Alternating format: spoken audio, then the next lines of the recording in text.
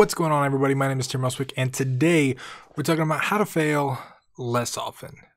So we talk about failure a lot on the channel. Failure is fantastic when it happens. It makes you feel all insignificant, and it gives you the feels inside, and it makes you feel like you're less and worse than everything on the planet. And it's a fun little experience.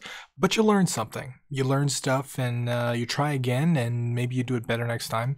Failing can be a good thing because it can teach you things. But if you don't have to fail, why would you fail?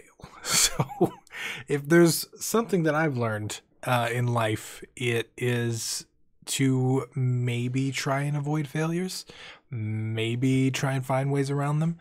And one of the most effective ways, and this is going to seem so simple, but it really kind of changed the way that I would go into endeavors in my life, especially bigger projects. Like if I was starting a startup, I did this with Game Dev Underground, definitely when I went into it. But I would take what I'm looking at, what I'm trying to achieve. What am I trying to build? What am I trying to create? It could be a game. It could be a software project. It could be a startup. It could be a go-kart that you want to build in your garage. Whatever it is, you take it and you ask, what are the potential failure points? Where can this go wrong? What is the worst case scenario? And when you kind of go down that route and you start thinking in failures, like just thinking ahead, right? Maybe doing a little bit of research. Like if you've never built a go-kart before, look up common issues, right? If you're worrying about a game and working on it, maybe look up common tips or pitfalls or whatever it is. Go down that route and really think about where you can go wrong. Where can you fail? What are the common pitfalls that happen? And there are always fail states to any kind of endeavor, right? Sometimes it's software related, sometimes it's hardware, sometimes it's just human relations. So you may not be good at talking to people. Like where are the fail states, and what can you do to prevent those fail states from happening? So like for me, this really helped a lot when I was creating Game Dev Underground, because I was like, okay, I want to create this thing. The idea was a MySpace for people's games, right? Where can this what can go wrong here? And I was like, well, someone could do it better. Someone can build a better website, right? Someone can come in and trash the whole thing. Maybe I can't build the technology. There are a lot of different things like that, right? And a lot of those actually ended up happening. And I had the foresight to kind of see them ahead of time. The first time I tried to build the Game Dev Underground website by myself, because I wanted to build this whole, back-end login system and the ability to earn stuff and add your game and all that stuff, I couldn't build it technically. It was too challenging for me. And this was back in like 2000. No, this must have been like 2008, 2009, the very first time I tried Game Dev Underground. And and another thing that happened is Itch came along, right? And Itch was exactly what I was trying to build with Game Dev Underground.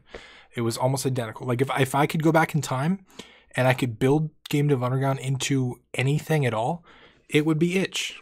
Itch did it perfect. They executed exactly what I was trying to execute. I just wasn't capable of doing it. So when that happened, it didn't destroy me. Like I was actually like, oh, okay, well that happened now. Like good for them. They did it better than I could. Let's shift. And that shift, that pivot, ended up being the content, like the YouTube content, the channel, and all that stuff. I just went in a different direction. So that's an example of how I still failed, even though I looked ahead. Maybe that wasn't the best example. But looking ahead to fail states, I think, has a lot of kind of advantages. I remember one of the things that I was terrified of for my startups, when I first started, because I would build these little like technology prototypes, right? And like I had one called Zoom, which was like this CRM system that I built. It was like this online CRM, but it was built for like small teams. And my worst fear, the thing I was scared of, the thing I was super scared of was it working so well that people just signed up in droves, and like I wouldn't be able to manage it, and there would just be too many people, and it'd be crazy, and then they would report all the bugs because my programming sucked, and like it would just go on and on and on and on. And I actually, my partner at the time, he was like, Tim, like, why are you scared of this? Like, that is probably the least likely thing to happen, but like, walk me through why you're scared of it. And I was like, well, if a bunch of people sign up, the server's going to go down. And he was like, well, we'll get a better server. And I was like, yeah, but then we have to port all the software to a new server. He's like, well, we'll do that. And I was like, yeah, but then like, what if like the software that I wrote isn't that great? And he's like, well, at that point we'll be making money. We'll hire someone that knows what they're doing. And I was like, yeah, but like, what if? And I just kept going and going, right? And like, I realized after that chat that like I went down the worst case scenario route. I went down like all of my fears and talked it through, and he just provided solutions to every single thing.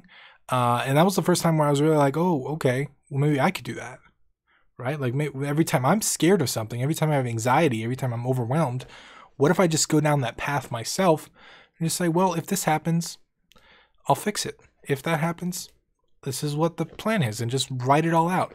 And I've done that several times in my life, and I feel like it has kind of helped me come to terms with, not only come to terms with potential failures, but also like prevent a lot of things that could go wrong. But I think more than anything, it's probably helped with the anxiety and the fear and the overwhelm. And I think because I was able to remove some of that anxiety and fear, it actually helped me push forward, which I think was ultimately a thing that maybe curbed some of the potential failures there. I'm not going to say I haven't failed. I've failed a ton, but you know, if you don't got to fail, why would you? So if you can learn from doing things wrong or doing things the hard way, a lot of the stuff that you fail at, you can see coming, you know, like a lot of it doesn't come out of like nowhere. It's not like a train that just materializes and hits you. You can see it coming if you look for it, but you just got to look for it. So that's all I got for you. I hope you found it useful. If you did, please leave me a like and a comment down below.